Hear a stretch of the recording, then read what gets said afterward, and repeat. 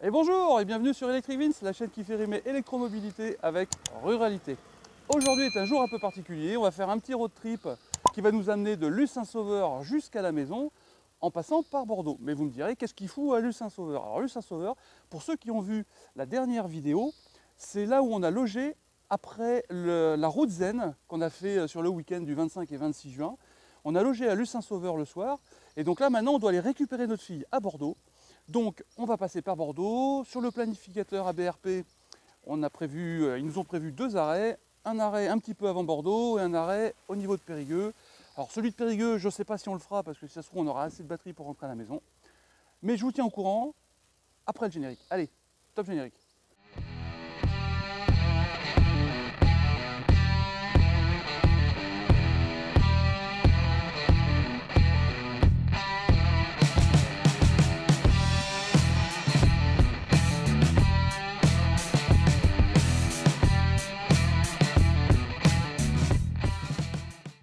Alors, petit point après le départ. Donc on est parti avec 91% de batterie, donc on n'était pas à 100%, et 480 km d'autonomie, mais là comme ça descend, après presque 2 km, je suis à 0 kWh de consommation au 100 km.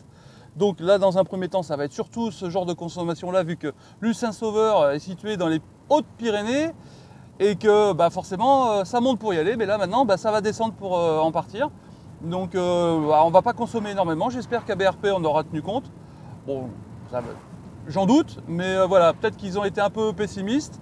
Donc on va faire le premier arrêt un peu avant Bordeaux, et puis après on verra pour le second arrêt si on le fait réellement en fonction du niveau de batterie qu'on aura en arrivant à Périgueux. En attendant, 0 kWh de moyenne de consommation, moi j'avoue, ça fait quand même plaisir. Mais bon, pour ça, il faut habiter la montagne, hein. En montant hier, on était à 26,5 quand on a été à Gavarnie. Donc là, ça pique un peu, hein, on a un petit peu peur. Mais bon, comme on avait quand même pas mal de batterie, ça s'est très très bien fait. Et après, on a chargé sur place. Et en descendant, on a gagné, je crois que c'est 3% de batterie. Donc c'était quand même super sympa de descendre la montagne, pas à cheval, en voiture. Allez, à tout à l'heure.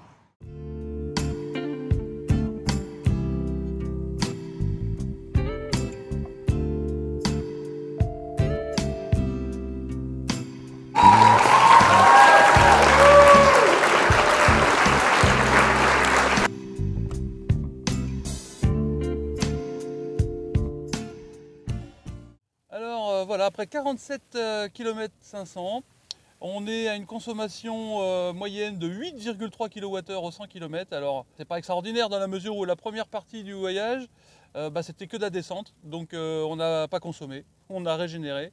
Et donc là, on est encore à 86% de batterie alors qu'on est parti à 91%. 90 je crois %. Et on est à une autonomie de 453 alors qu'on est parti, on avait 480 km si mes souvenirs sont exacts. Donc là on rentre sur l'autoroute, donc je pense que ça va consommer un peu plus. Mais bon, c'est normal, mais là on est quand même bien parti après 50 km, quasiment 8,3 kWh au 100 km, c'est bien. Allez, à tout à l'heure pour un petit point sur l'autoroute. Après 100 km, voilà, ça fait à peu près 50 km qu'on est sur l'autoroute.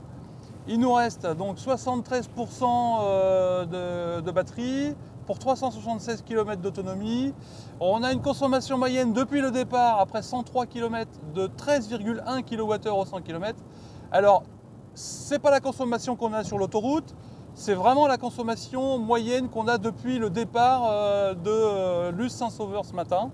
Donc, comme toute la première partie, c'était en descente, on n'a pas consommé. C'est un peu la même explication que j'ai donnée tout à l'heure avant de rentrer sur l'autoroute après 50 km. ABRP nous a prévu un arrêt un peu avant Bordeaux où il prévoit 40 minutes d'arrêt pour recharger dans une station Ionity. Ils avaient prévu 23% de batterie en arrivant à la station. Je pense qu'on sera quand même largement au-dessus. Donc on fera peut-être pas les 40 minutes d'arrêt pour recharger et je pense qu'on rechargera sur la borne 50 kW de puissance plutôt que sur les bornes à 350. Voilà, on paiera moins cher et vu la capacité de batterie qui nous reste, c'est peut-être pas nécessaire de charger hyper rapidement 50, je pense que ça suffira bien. Allez, on refait un point dans 50 km, voir si la consommation moyenne a évolué. Je pense que ça va augmenter gentiment hein, jusqu'à atteindre les 14 ou 15 kWh au 100 km.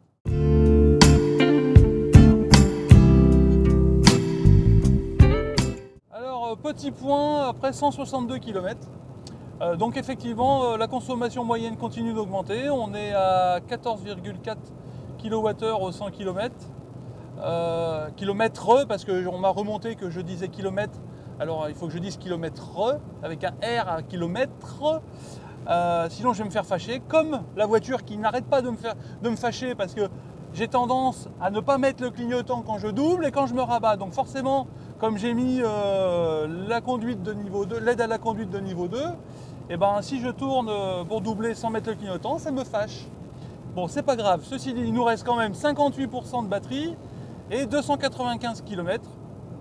Alors, ce que je n'ai pas dit au début de la vidéo, c'est que sur l'autoroute, là, on roule à... Je me suis mis à 120 km/h.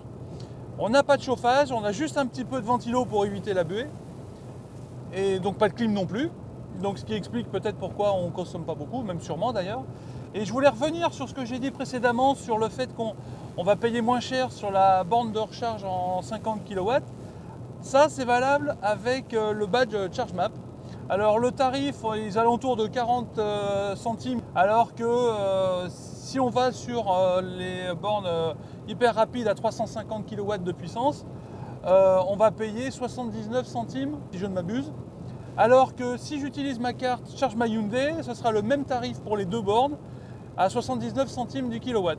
Donc c'est pour ça qu'on va utiliser la carte ChargeMap pour charger sur la borne à 50 kW de puissance. Voilà, je voulais préciser tout ça, c'est quand même important, en sachant que voilà, il prévoyait quand même qu'on soit à 23%, comme je disais tout à l'heure. Je pense qu'on sera un peu plus que 23% de batterie. Allez, je vous donne rendez-vous un peu plus tard en espérant que je ne me fasse pas trop fâcher par ma voiture et puis surtout par Madame Electric Vince là, qui me fâche dès que je ne mets pas mon clignotant en plus de la voiture. Voilà ce que je dois supporter. Alors nous voilà arrivés sur l'aire du cœur d'Aquitaine où on va charger à 50 kW de puissance. Donc, alors, hop, on sélectionne, please put the plug back. Ah ouais. Donc ça veut dire que quelqu'un l'a utilisé et n'a pas... Voilà. Ça c'est quelqu'un qui l'a utilisé avant moi et qui n'avait pas bien remis le... Bon, peu importe, c'est pas le sujet. Donc start, RFID, hop, scan your RFID, autorisation confirmée, donc ça c'est en anglais bien sûr. Hein. Voilà. Voilà, ça prépare le chargement.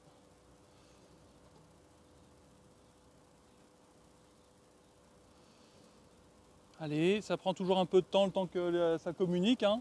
Voilà, ça y est, ça commence.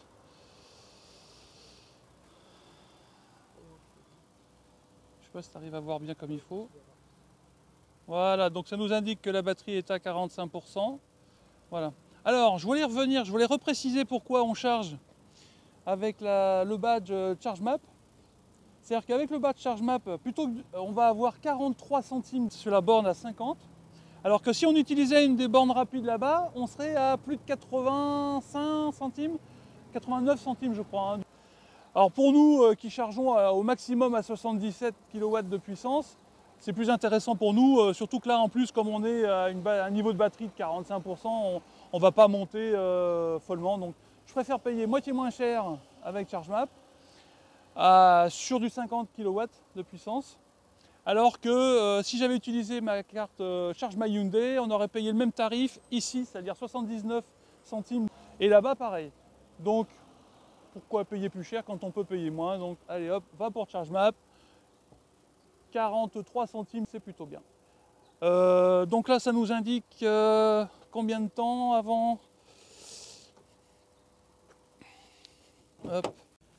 Voilà, donc là, on charge à 45 kW pour une board qui est donnée à 50, c'est plutôt bien. Donc nous, on est à 47% de batterie. Si on voulait charger à 100%, on en aurait pour 1h20, mais bon, on va s'arrêter avant. On va en profiter pour faire une petite pause pipi, caca, cucu, popo. Et puis à tout à l'heure. Pour dire que même encore à 73% de la batterie, on charge encore à 48 kW. ce qui est plutôt pas mal. Il nous reste 7 minutes pour arriver à 80%. Voilà, ça fait une demi-heure qu'on charge. Bon, je ne sais pas si on va vraiment aller jusqu'à 80%. On avait prévu d'arriver à Bordeaux avec 60%.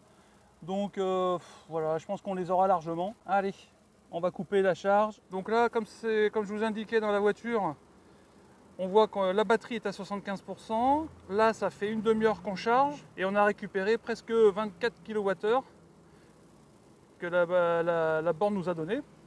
Donc est-ce que ça vaut le coup qu'on aille à 80%? Donc le temps que je tergiverse, fatalement, on charge toujours. Donc allez, on arrête. Hop. Alors on vient de charger, là, une demi-heure, on est à 75% de batterie, on a pris 25% de batterie parce qu'on était à 50. On est repassé à une autonomie de 372 km. Et donc là, on n'est pas allé jusqu'à 80% dans la mesure où voilà, il faut quand même qu'on récupère notre fille à Talence, à côté de Bordeaux. Et voilà, il faut qu'on déjeune aussi avec elle, donc il ne faut pas qu'on perde trop de temps. Donc on s'est dit, voilà, on va gagner 5 minutes. Alors le point positif quand même de cette recharge, c'est que la borne à 50 kW, elle nous a délivré quand même en moyenne 47-48 kW pendant toute la demi-heure, ce qui a permis quand même de charger assez rapidement. On a juste eu le temps d'aller faire nos petites affaires dans la station, prendre un petit café, prendre une petite boisson, et puis à la limite c'était bon quoi. On n'a pas perdu de temps, donc c'est bien, en sachant qu'on devait s'arrêter parce qu'on commençait à fatiguer, hein, ça faisait quand même plus de 2h30, 3h qu'on roulait. Et voilà, donc on est reparti sur Bordeaux. On a payé que 43 centimes de la minute.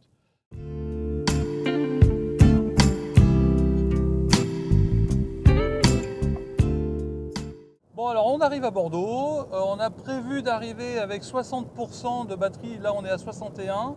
Bon, on n'est pas encore complètement arrivé là où on doit arriver, il nous reste, oh, ok, recherche, il nous reste 10 km, voilà, donc 17 minutes, donc, mais je préfère tourner ce petit point avant d'être dans vraiment la grosse circulation, c'est quand même plus prudent.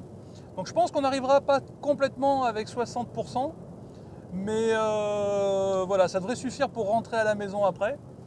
En sachant que ABRP nous a prévu un arrêt du côté de Périgueux. On verra si on le fait toujours ou pas. Là, on est à 15,5 kWh de moyenne de consommation au 100 km. On a rechargé tout à l'heure. On a bien fait, je pense, parce que sinon on n'aurait peut-être pas eu les 60% qu'on espérait avoir. Donc là, tout à l'heure, on va charger la voiture. Quand je dis charger, c'est pas au niveau électrique.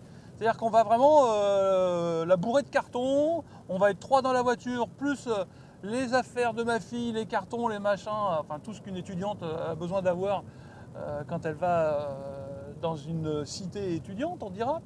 Donc on va voir si vraiment ça surconsomme avec le poids. Bah, je ne me fais pas d'illusions, hein, bien sûr, je pense que ça va surconsommer.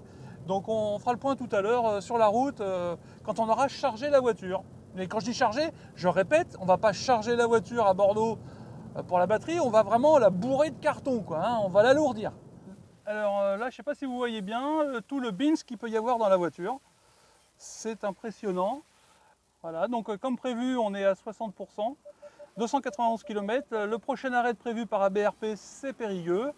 On va essayer d'arriver avec 10% de batterie à la maison, mais je pense que c'est jouable. Comme vous avez pu voir à l'instant, c'est franchement, on est bien chargé dans la voiture. Hein, avec Mademoiselle Electric Vince Junior. Bon alors, on a un peu coupé de façon abrupte tout à l'heure, mais on était dans Bordeaux et c'était un peu le Beans. Parce que c'est l'heure intelligente, hein, comme on dit, c'est la débauche, il est 18 h à Bordeaux. Donc comme vous pouvez voir sur les images, la circulation est plutôt dense. Donc là je ne dépasse pas le 80, de toute façon je ne pourrais pas aller plus vite. Je suis toujours sur la rocade à 58% de batterie, 282 km d'autonomie.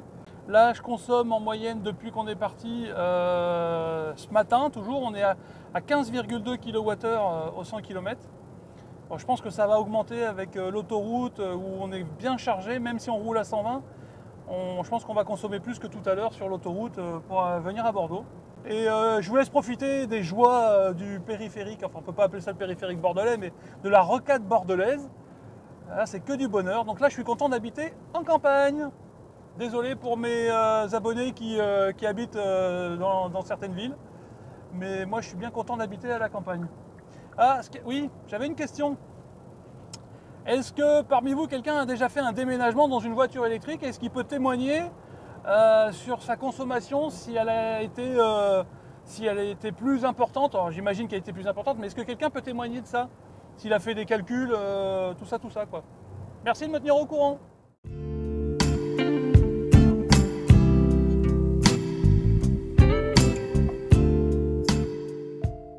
Alors l'heure est venue de prendre une décision. Nous arrêtons-nous ou ne nous arrêtons-nous pas pour la deuxième recharge à Ionity Périgueux? Alors après moult conversations agitées avec Madame Electric Vince qui est l'organisatrice de ce trajet, Madame a décidé que nous pouvions rentrer directement à la maison sans passer par la case recharge. Alors il nous reste 28% de batterie, une autonomie de 123 km et il nous reste 50 km à parcourir.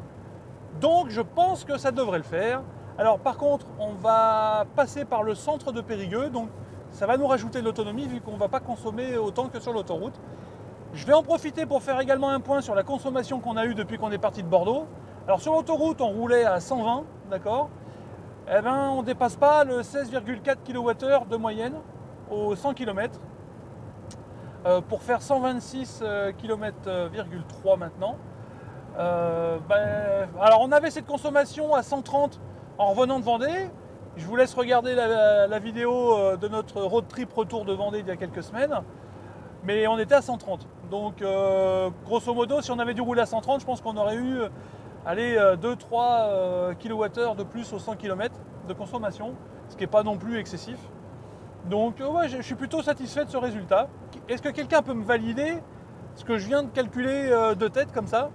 Donc en route pour la maison et on se donne rendez-vous tout à l'heure pour la conclusion de la vidéo et voir si on a réussi à atteindre la maison avec nos 28% de batterie. Ou si on a fini en tortue. Ou si on a fini en mode tortue comme le suggère Madame Electric Vince derrière.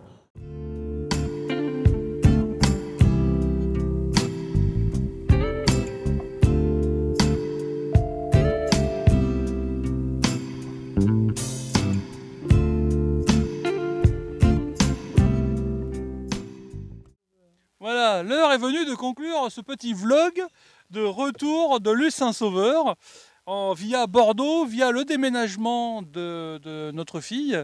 Donc là, la voiture est bien pleine. Bonjour, ça ne peut plus durer. Alors, sur un total de 458 km 500 au compteur depuis ce matin, Luz Saint-Sauveur, nous sommes à une consommation moyenne de 15,3 kWh au 100 km, ce qui est plutôt bien, en sachant qu'on a fait quand même beaucoup d'autoroutes. Bon, bah après, je ne suis pas surpris, hein, c'est le Kona. Il nous reste 19% de batterie sur la voiture et une autonomie de 76 km. Donc là, on va charger la voiture, parce que madame en a besoin demain pour aller travailler. On va charger la voiture électriquement, puis décharger la voiture de ses cartons. Voilà, je précise parce qu'il y a mauvais esprit ambiant dans cette voiture. Quand je dis décharger, elle me dit non, on va charger. Oui, quand je dis charger, elle me dit non, on va décharger. Bon, peu importe. Il me reste à vous souhaiter une bonne fin de journée, à vous dire de vous abonner. N'hésitez pas à lâcher un petit pouce bleu si ça vous a plu. Et rendez-vous très vite pour une prochaine vidéo sur Electric Vince. Voilà, bah tu peux couper maintenant. Bon, bah elle veut pas couper. Allez.